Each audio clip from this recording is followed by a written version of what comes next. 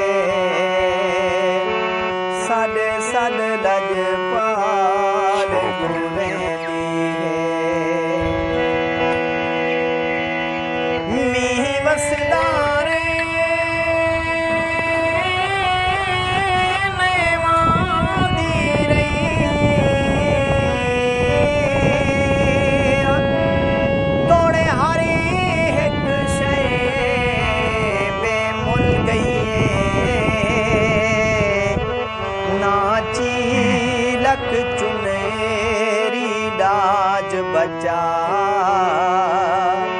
धी बुड